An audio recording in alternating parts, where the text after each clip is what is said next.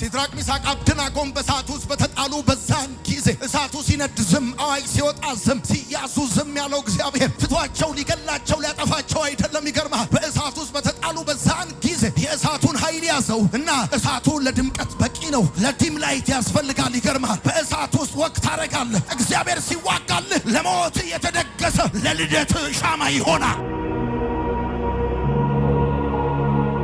ሙሴ 120 ዓመት ኖሯል። 40 ዓመቱን በፈርዖን ቤተ መንግስት፣ 40 ዓመቱን በዮቶር ቤተ መቅደስ፣ 40 ዓመቱን በምድረ በዳ የሚያውቀውን እግዚአብሔርን ከልጅነቱ ጀምሮ እስከዚህ ዕድሜ ድረስ በደንብ ተጠግቶ የሚያውቀውን ያየውን ክብር ያየውን ማንነት ነው የሚናገረው። እንደሚሞት ተነግሮት የስንብት ንግግር የኑዛዜ ንግግር የተናገረበት ክፍል ነው ይሄ ክፍል። ይሹርን ሆይ በሰማያት ላይ ለረድኤት በደመናትም ላይ በታላቅነት እንደሚሄድ እንደ እግዚአብሔር ያለ ማንም የለም። መኖሪያ የዘላለም አምላክ እግዚአብሔር ነው። ምናልባት እኖርበታለሁ ብለህ ተስፋ ያደረግከው ማርና ወተት የሚያፈስ ምድር ሊሆን ይችላል። ያንተ መኖሪያ ግን ማርና ወተት የሚያፈሰው ከነዓን ብለህ የጠበቅከው ለአባቶች ለነ አብርሃም ለነ ይስሐቅ ለነ ያዕቆብ ቃል የተገባው ምድር ሳይሆን እግዚአብሔር ራሱ ነው ብሎ የሚናገርበት ክፍል ነው ይሄ ክፍል። ሙሴ በሌላ ቦታ ደግሞ በመዝሙሩ ሲናገር ምን ይላል? አቤቱ ከአማልክት መካከል እንዳንተ ያለ ማን ነው? በቅድስናው የተፈራ በምስጋናው የከበረ ድንቅን ደግሞ የሚሰራ እንዳንተ ያለ ማን ነው ብሎ ይናገራል። ሙሴ እንደ እግዚአብሔር ያለ ማንም የለም ሲል ሁለት ጊዜ ይናገራል። አንድ ጊዜ የኤርትራ ባህር ተከፍሎ ፈረስና ፈረሰኛው በባህር ሰምጦ ድንቅና ተአምራት አይቶ ካየው ተአምራት የተነሳ አቤቱ ከአማልክት መካከል እንዳንተ ያለ ማን ነው? ሌሎቹ ጥጃ ናቸው፣ በእጅ የተሰሩ ናቸው። ሌሎቹ ዓይን አላቸው ግን አያዩም፣ እጅ አላቸው ግን አይሰሩም፣ እግር አላቸው ግን አይራመዱም። አቤቱ ከአማልክት መካከል እንዳንተ ያለ ማን ነው? በቅድስናው የከበረ በምስጋናው የተፈራ ድንቅ የሚያደርግ ተአምራት የሚያደርግ ሊኩዱን እንደ ሶሊድ የሚያቆም ፈረስና ፈረሰኛው በባህር የሚያሰጥም ከፈርዖንም የተመረጠው 300 ወታደር ሰረገላ ያለው ብርቱ ወታደር ወድቆ ተሰነካክሎ ከታች መቃብር ሲገባ ተመልክቶታል። እንዳንተ ያለ ማን ነው ብሎ ይናገራል ሙሴ በዘጸአት መጽሐፍ ምዕራፍ 15 ላይ አቤቱ ከአማልክት መካከል እንዳንተ ያለ ማን ነው ብሎ የተናገረው ተአምራት አይቶ ነው። እንዳንተ የለም ያለው ተአምራት አይቶ ነው። ዛሬ ግን እንደ እግዚአብሔር ያለ ማንም የለም የሚለው ተአምራት አይቶ ሳይሆን ትሞታለህ ተብሎ ነው። ምን ማለቱ ነው? የነገው እንኳን ቢቀር የትላንትናው በቂ ነው። ትላንት በህይወቴ የሆነልኝ በቂ ነው፣ የተደረገልኝ በቂ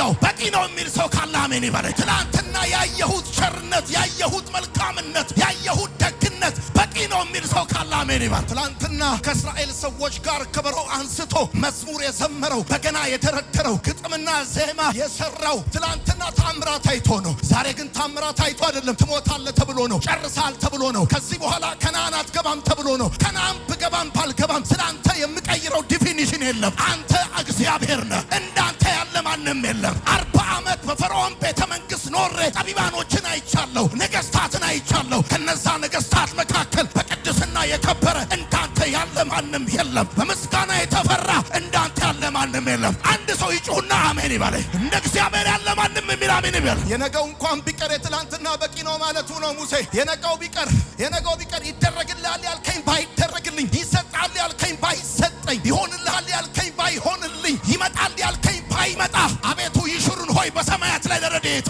በደመናትም ላይ በታላቅነት እንደሚገሰግስ እንደ እግዚአብሔር ያለ ማንም የለም። በባለፉት የክርስትና ህይወታችን የገባንና የደመደምነው አንድ ጉዳይ ነው። እንደ እግዚአብሔር ያለ ማንም የለም። እንደ አምላካችን ያለ ማንም የለም። እንደ ጌታችን ያለ ማንም የለም። ቢሆን ባይሆን ቢመጣ ባይመጣ ብገባ ባልገባ ወዳጆቼ ከነዓንን አየኋት፣ ከነዓንን ተመለከትኳት። ማር ታፈሳለች፣ ወተት ታፈሳለች የተባለችዋ ምድር እንደዚህ አሻግሮ እየተመለከታት ላለፉት ረጅም ዓመታት ከዘፍጥረት መጽሐፍ ምዕራፍ 15 ጀምሮ ለአባቶቻችን ለነ አብርሃም የተገባውን የተስፋ ቃል ፍጻሜ አሻግሮ እያየን ደስ ያለ። አትገባም ብለኸኛል። አልገባም። አዎ አልገባም። እዚህ ግን አንድ ነገር አውቃለሁ፣ አይነጻጸርም፣ ከአንተ ጋር አይወዳደርም፣ ከአንተ ጋር አይስተካከልም።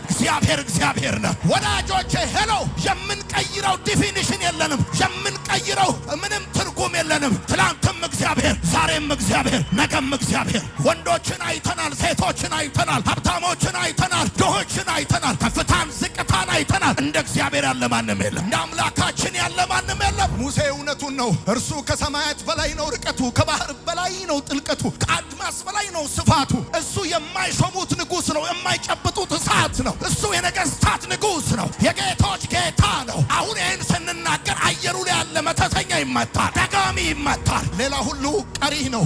ሌላ ሁሉ እንደ ጤዛ ነው። ሌላ ሁሉ የሚረግፍ ነው። በጣም በእነዚህ ጥቂት ዓመታት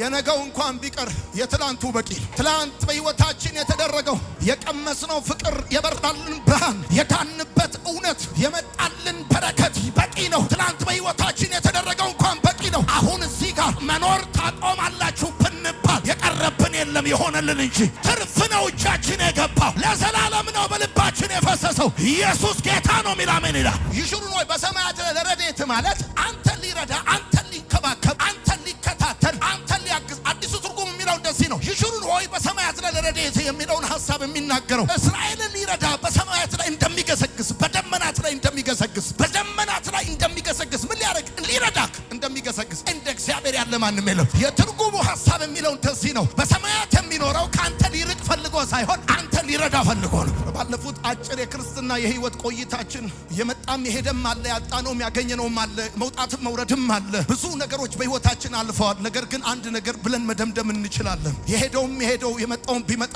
የተበላሸውም ቢበላሽ፣ የወደቀውም ቢወድቅ፣ ነገሮች እንደጠበቅናቸውም ባይሆኑ ግን አንድ ነገር እናውቃለን። እንዴትም እንጨርስ፣ እንዴትም እንደ እግዚአብሔር ያለ ማንም የለም። በደንብ ረገጥ አድርግና አሜን በል። እንዴትም እንጨርስ፣ እንዴትም ከዚህ በኋላ የቀረው የህይወታችን ዘመን እንዴትም ይሁን እንዴትም አንድ ነገር ላይ ቀየር ልባችን ላይ ታትሟል። እንደ እግዚአብሔር ያለ ማንም የለም። ጠላቶቹን የሚወድ እንደ እግዚአብሔር ያለ ማንም የለም። ልጁን አስመርቆ ቤት ገዝቶ እንዳይመስልህ ይሄን የሚለው ዲቪ ደርሶት አይደለም። ይሄን የሚለው የሆነ ፕሮሚስ ተገብቶለት አይደለም። ይሄን የሚለው እግዚአብሔር ኖ ብሎት ከልክሎት እንደዚህ ይላል። እንደ እግዚአብሔር ያለ ማንም የለም። እንዴት የበራልንን ብርሃን እንዲናይ እናደርጋለን። አንተ የቀመስነውን ፍቅር፣ በልባችን የፈሰሰው መንፈስ ቅዱስ፣ የዳንበትን እውነት ከሰዎች አስተያየት ወይም ከህይወታችን መጎርበት አንጻር የምንቀይረው ትርጉም የለንም። አንድ ነገር ገብቶናል፣ እሱንም እንናገራለን። የትላንት መዝሙራችን የዛሬ ህይወታችን የነገም ንግግራችን አንድ ጉዳይ ነው። እንደ እግዚአብሔር ያለ ማንም የለም። ወዳጆቼ እንደ እግዚአብሔር ያለ ማንም የለም ብለን ስንል የተጣለን የሚያነሳ ማለታችን ነው። የተጣለን የሚያነሳ፣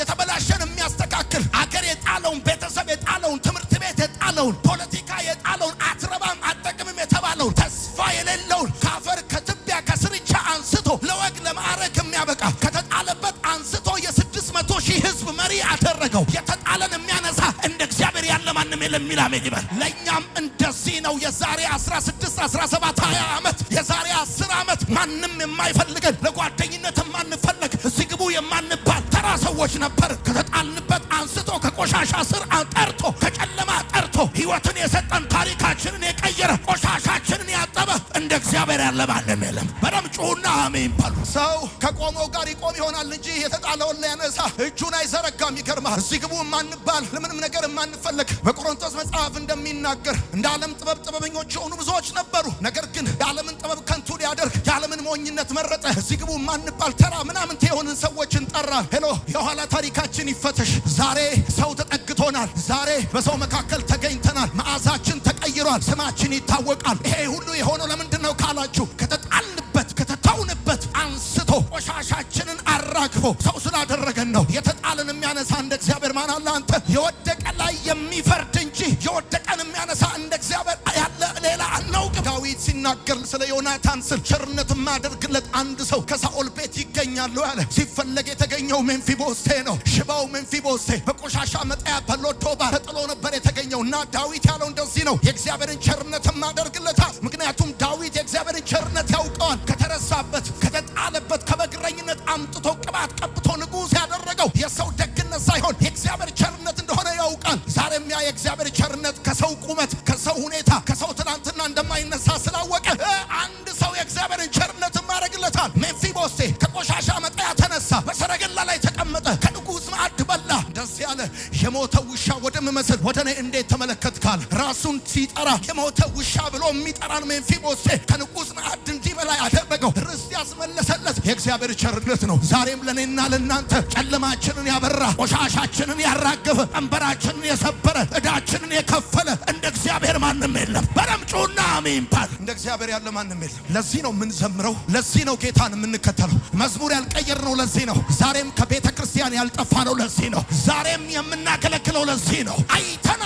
ወንዱን፣ ሴቱን፣ ጥቁሩን፣ ቀዩን አይተናል። ሀብታሙን፣ ድሃውን አይተናል። ይገርምሃል፣ ብዙ ክረምት ብዙ በጋዎች አልፈዋል። አንድ ነገር ግን ገብቶናል። እንደ አምላካችን እንደ እግዚአብሔር ያለ ማንም የለም። ሰው ደግነት ሊያደርግልህ ካሰበ ካንተ መልካምነት ተነስቶ ነው። ከሰው መልካምነት የማይነሳ የሰው ደግነት የለም። እግዚአብሔር ግን እኛን ከተጣልንበት ሊያነሳ እጁን ሲዘረጋ የተገኘብን አንዳች የለም። እሱ ቸር ስለሆነ ማን ነው ያሳደጋችሁ? ማን ነው እድሜ የጨመረላችሁ? ማን ነው ምዕራፋችሁን የቀጠለ? ማን ነው ከምትሞቱበት በሽታ የታደጋችሁ?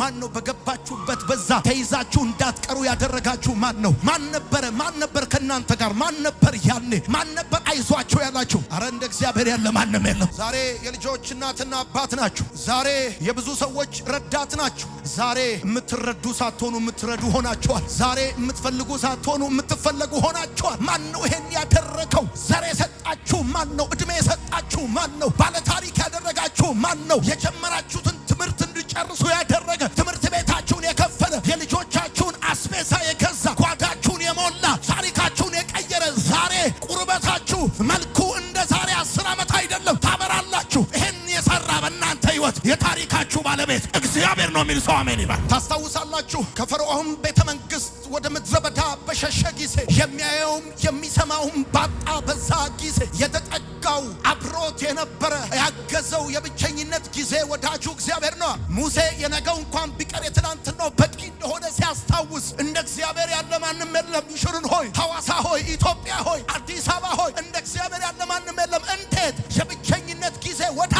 በዚህ ዘመን እኮ ታውቃለህ፣ ካለ ላጥ ነው፣ ከሌለ ለጥ ነው። ሰዎች ቀጥ ነው የሚሉት ስታጣ፣ ቢኖርህ ባይኖርህ፣ ብታገኝ ባታገኝ፣ ብትከበብ ባትከበብ። ለዛውም ይገርምሃል በኖረ ጊዜ ከነበረው በላይ ባጣ ጊዜ የሚጠጋ እውነተኛ ወዳጅ፣ የብቸኝነት ጊዜ ወዳጅ እንደ እግዚአብሔር ያለ ማንም የለም የሚል አሜን ይባል። ሳይንስ ስለ ብቸኝነት ሲናገር እንደዚህ ይላል። ልብ ድካም ያስይዛል፣ ደም ግፊት ያስይዛል፣ የአይምሮ ፍጥነት ይቀንሳል፣ ለድባቴ ለዲፕሬሽን ምክንያት ሊሆን ይችላል ይላል። እንደውም እንደዚህ ይላል፣ ብቸኝነት 15 ሲጃራ በቀን ከማጨስ ጋር እኩል ነው ይላል። በሰው መካከል ያለ ሰው፣ በጓደኛ መካከል ያለ ጓደኛ የኖርንባቸው፣ ሚስ አንደርስታንድ የተደረግንባቸው፣ የልብ ወዳጅ ያጣንባቸው ጊዜያቶች ብዙ ናቸው እና በብቸኝነት ውስጥ በዲፕሬሽን አልተያዝንም። አይምሮአችን ፍጥነቱ አልቀነሰም። ይገርማል። እንደውም በጣም ሻርፕነን፣ በጣም ይገርማል። ይሄን ሁሉ ያደረገ የብቸኝነት ጊዜ ወዳጅ እግዚአብሔር ነው ነው። እናንተም ይገባችሁ፣ ብቸኝነት ያለ ሰው መሆን ከሆነ ተሳስታችኋል። በሰው መካከል ያለ ሰው መሆን አለ። በጓደኛ መካከል ያለ ጓደኛ፣ በዘመድ መካከል የልብ ሰው ማጣት ነው ብቸኝነት። የሚያየውም የሚሰማውም በሌለበት እግዚአብሔር ሲያየውም ሲሰማውም ሲጠጋውም ያውቃል። በምድረ በዳ በጎች እየጠበቀ ጭው ባለ በረሃ ሞቱን በተመኘ በዛ ጊዜ፣ ተስፋ በቆረጠ በዛ ጊዜ ተጠግቶ ያጽናናው ያበረታው እንደ እግዚአብሔር ያለ ማንም የለም። እንደ እግዚአብሔር ያለ ማንም የለም። እኛ ቤት የግድግዳ ላይ ጥቅስ ሳይሆን ሕይወት ነው። አንዳንድ ሰዎች ከጨለሉበት የህይወት ማዕበል እኛ የዘመርንበት የብቸኝነት ጊዜ ወዳጅ እግዚአብሔር አብሮት ስላለ በሰልፍ ጊዜ እንደ እግዚአብሔር ያለ ማንም የለም። ታውቃላችሁ ሙሴ እግዚአብሔር ሲዋጋለት በደንብ ያውቀዋል። የሚያውቀውን እግዚአብሔር ነው የሚያስተዋውቀው። ከንጉሥ ጋር ተዋግቶለታል፣ ከኃይለኛ ጋር ከጉልበተኛ ጋር ተዋግቶለታል። ይገርምሃል ፈርዖንን ከነሰራዊቱ ሲመታለት አይቷል። በሰልፍ ጊዜ እንደ እግዚአብሔር ያለ ማን አለ? ወዳጆቼ ሰልፉን ስትገቡ ሰዎች የስትራቴጂ ለውጥ ያደረጉና ያፈገፍጋል። የሆነ የህይወት ማዕበል ውስጥ ስትገቡ፣ የሆነ ተግዳሮት ውስጥ ስትገቡ የሚያውቋችሁ እንደማያውቋችሁ ይቀየራል። ዓለም ሁሉ ለእናንተ ሲያጨበጭብ አብረዋችሁ የነበሩ ሰዎች ዓለም ሁሉ በእናንተ ላይ ድንጋይ ሲያነሳ ሀሳብ ይቀይራል። በሰልፍ ጊዜ አብሯችሁ የሚሰለፍ የሚዋጋ ተዋግቶለታል እግዚአብሔር። ይገርምሃል እግዚአብሔር ብቻ ነው ተዋጊ፣ ሌላው አዋጊ ነው። ይገርምሃል እኔ የማውቃቸው በጠቅላላ አዋጊዎች ናቸው። ተዋጊ እግዚአብሔር ብቻ። ሰውና ሰው የሚያዋጉ፣ አገልጋይና አገልጋይ የሚያዋጉ፣ ጎረቤትና ጎረቤት የሚያዋጉ በጣም ብዙ ናቸው። የሚዋጋ ግን አንድ ብቻ ነው። እግዚአብሔር ተዋጊ ነው፣ ስሙም እግዚአብሔር ነው። ካልተከላከልነው ቀስት ነው ድነን በህይወት ያለ ነው። ከሩቅ ከተወረወረ ቀስት እንዳይመስላችሁ። ሳኦል በዳዊት ላይ የወረወረው ከሩቅ እንዳይመስል ከቅርብ ነው። ዛሬ በህይወት የኖርነው እግዚአብሔር ተዋግቶልን ነው። ስንት አለ መሰለ ስርማሽ ቅጠል በጣሽ ፎቶ ሚዘቀዝቅ ጨዋትና ማታ በመቃብር አፈር የሚደግም ይሞት ይገልበጥ ይፈር ልጆቹ ይበተኑ ብሎ የሚደግም ስንት አለ መሰለ። እኛ ተኝተናል፣ እግዚአብሔር ግን መልአኩን በእኛ ዙሪያ አሰማርቶልናል። እግዚአብሔር ተዋጊ ነው፣ ስሙም እግዚአብሔር ነው። ድግምት ቢዝነስ በሆነበት በዚህ አገር አንተ ወጥተህ መግባት ተአምር ነው። ይገርምሃል ስንት በጀት፣ ስንት ኢኮኖሚ፣ ስንት ነገር ተመድቦም ነበረ መሰለ። እግዚአብሔር ግን እንደ ኩይሳ በተናቸው፣ እንደ አመት በተናቸው። ዘንድሮ ነግሬሃለሁ እግዚአብሔር ተዋጊ ነው፣ ጠላቶች ይበተናል። ሲድራቅ ሚሳቅ አብደናጎም በእሳት ውስጥ በተጣሉ በዛን ጊዜ እሳቱ ሲነድ ዝም፣ አዋጅ ሲወጣ ዝም፣ ሲያዙ ዝም ያለው እግዚአብሔር ትቷቸው ሊገላቸው ሊያጠፋቸው አይደለም። ይገርምሃል በእሳት ውስጥ በተጣሉ በዛን ጊዜ የእሳቱን ኃይል ያዘው እና እሳቱ ለድምቀት በቂ ነው፣ ለዲም ላይት ያስፈልጋል። ይገርምሃል በእሳት ውስጥ ወቅት ታደርጋለህ። እግዚአብሔር ሲዋጋልህ ለሞት የተደገሰ ለልደት ሻማ ይሆናል። ከልክሎልን ነው፣ ከልሎልን ነው፣ ተከልለን ነው፣ ተጠብቀን ነው። እግዚአብሔር ያለ ማን አለ? እግዚአብሔር ተዋጊ ነው፣ ስሙም እግዚአብሔር። ካልተከላከልነው ቀስት ድነናል። አልሮጥንም ግን ቀድመናል። አልታገልንም ግን ጥለናል። በአንድ በኩል ይመጣሉ፣ በሰባት በኩል ይበተናል። ድላችሁ የሚወሰነው ከጠላታችሁ ባላችሁ ርቀት ሳይሆን ለእግዚአብሔር ባላችሁ ቅርበት ነው። ዶንት ፎርጌት ዲስ ኢዝ ጎልደን ወርድ። መውጫ መንገድ፣ ማምለጫ ቀዳዳ፣ መፍትሄ ሊሆን የሚችል የተስፋ ጭላንጭል በጠፋ ጊዜ፣ በሁለት ነገር አጣብቂኝ ውስጥ በገባን ጊዜ፣ በዛን ጊዜ የቁርጥ ቀን ደራሽ እግዚአብሔር ማለት ነው። ነግራችኋለሁ። ከፊት የኤርትራ ባህር፣ ከኋላ የፈርዖን ሰረገላ በመጣ ጊዜ እስራኤላውያን የሚጠፉ መስሏቸው ነበር። ወየው ጠፋን ብለው ነበር። በግብፅ መቃብር ስለሌለ ነው ወይ ብለው ነበር። እና ሙሴ እግዚአብሔርን በደንብ አድርጎ ያውቀዋል እንዴት የቁርጥ ቀን ደራሽ እንደሆነ። የዛሬን ብቻ አውጣኝ ያላችሁ ስንት ቀን ወጣችሁ? እቺን ብቻ ብላችሁ አንድ ቀን እቺን ብቻ የዛሬን ብቻ አውጣኝ ብላችሁ እኮ አመታት ኖራችኋል። ይገርማችሁ። የዛሬን ብቻ አሾልከኝ ጌታ ሆይ እቺን ብቻ ኮሽ ሳይል የቁርጥ ቀን ደራሽ። ለቀብራችን ያዘጋጁትን እኮ ነው እግዚአብሔር ለምስጋናና ለሰርጋችን ቀይሮ የበላ ነው። አሁን ራሱ በዚህ ጉባኤ ይሄን ቃል እየሰማችሁ አጣብቂኝ ውስጥ ያላችሁ ሰዎች ከዚህ ቤት ስትወጡ የያዛችሁ ነገር በኢየሱስ ስም ይለቃል። እንደዚህ አድርጎ ጥፍንግ አድርጎ የያዛችሁ ነገር በኢየሱስ ስም ይፈታል። እንዴት ልውጣው? እንዴት ልለፈው? ይሄን ጉዳይ እንዴት ባልፈው ነው ጥሩ? አማካሪ እየፈለጋችሁ ያላችሁ ሰዎች፣ የሚያሾልከኝ ማን ነው ያላችሁ ሰዎች፣ እግዚአብሔር እንደዚህ ይላችኋል፣ እኔ ከአጣብቂኝ ውስጥ አወጣችኋለሁ። እኔ ከሚባላው ውስጥ አወጣችኋለሁ። እግዚአብሔር አምላክ እስራኤልን በምድረ በዳ በተጓዙባቸው አመታቶች በጠቅላላ በደንብ አድርገህ ስማኝ፣ የደመና ጥላ እየዘረጋ ያለ በሬ ጥሬ ስጋ እያበላቸው ከአለቱ ውሃ እያጠጣቸው፣ ይገርማል፣ ጫማቸው ቁመቱ እያደገ ልብሳቸው ፕሮቫይድ እያደረጋቸው፣ የሰማይን መስኮት እየከፈተ እንደ እግዚአብሔር ያለ ማን አለ? በምድረ በዳ መካብ፣ አንቺ በምድረ በዳ መካከል የለመለምሽ ጽጌረዳ ሆይ እንዴት ለመለምሽ! የውሃ ወስፈሳሽ በሌለበት በዛ ውዴ ውዴ ውዴ እሱ የህይወት ውሃ ሆኖልኝ ነው የለመለምኩት። ይገርማል። ብዙዎቻችሁ እኮ ይገርማችኋል፣ ባጣችሁ ሰሞን የገዛችሁት፣ በሌላችሁ ሰሞን እኮ ነው የከበራችሁት። ይገርማችኋል። ለምን ሲባል እግዚአብሔር የምድረ በዳ መጋቢ ነው። አሜን በል። ቢያማችሁ ሐኪም ይሰማችኋል፣ ግን አይሰማው። ችግራችሁ፣ ጭንቀታችሁ፣ ህመማችሁ እሱን የሚሰማችሁ ብቻ ሳይሆን እሱ የሚሰማው ጭምር፣ ህመማችሁ የሚሰማው ጭምር። ታውቃላችሁ የኛ ጸሎት ሰካራም እንደሆነ አስተካክሎ እንደሚሰማው ጸሎታችን ድንገት ከመሃል ተነስተን ውሰደኝ የምንል ሰዎች እኮ ነው። እንደዚህ አይ ብሎ ወደ አሜሪካ ያደርገዋል እግዚአብሔር። አስተካክሎ ውሰደኝ ስትዩ ለአገልግሎት ያደርገዋል። እንደዚህ መልሶ አስተካክሎ የሚሰማ አሜን ባድ። ሰው አስተካክለ አውርተ አጣሞ ነው የሚሰማው። እግዚአብሔር ግን አጣም አውርተ አስተካክሎ አቃንቶ ወይ እንዲህ ሊል ፈልጎ ነው ልጄ ብሎ የሰማኝ ሰው ካለ አሜን ይበለኝ። አንድ ቀን ስትጸልይ ልል የፈለግኩት ብሎ ታውቃለህ እግዚአብሔር። አንዳንዶቻችን ጸሎት እኮ የሞት ያህል ልመና፣ እንደ ያዕቆብና እንደ ዮሐንስ እናት ጥያቄያችን እኮ ሞት የሆነ ሰዎች አሉ። ማለት ልል የፈለግኩት መሮኝ ነው አላልነውም። በቃይ በቃይ፣ አሁንስ በቃ፣ አሁንስ አልበዛም ወይ ያለ ሰው በቃይ ብሎ እንዴት ቤት ይሰራል? በቃይ ብሎ እንዴት ያገባል? አሁንስ አልበዛም ወይ ብሎ እንዴት ያምርበታል? አስተካክሎ በቃይ ስትል ችግሩን ነው ይላል ጌታ። አሜን በል። በረምጩና አሜን በል። ታስታውሳላችሁ አይደል? አሮንና ማርያም በሙሴ ላይ በተነሱ ጊዜ እግዚአብሔር አምላክ ማንን? ሙሴ 600,000 ሰው እኮ ነው ያቆመው። እኔ ሌላውን ነቢይ በህልም እናገራል፣ በራእይ እናገራል። ሙሴ ነው። ማርያምና አሮን በሙሴ ላይ በተነሱ ጊዜ ነው ተከራከረ። በፍጹም ባሬ ታውቃላችሁ፣ ተከራክሮልን እኮ ነው። ለልጆቹ የሚከራከር እንደ እግዚአብሔር ማለት ይቁም አይቆምም። በቃው አይበቃም። በሱ የጀመርኩት ገና የምሰራው የምቀጥለው አለ ነው። ለልጆቹ የሚከራከር እንደ እግዚአብሔር ማለት ተከራክሮላችሁ። አስተማሪያችን 40 ደቂቃ ፈጅቶበት ብላክቦርዱ ላይ የጻፈውን በሚቀጥለው ፔሬድ እሳት የላሱ አጥፊዎች አሉ።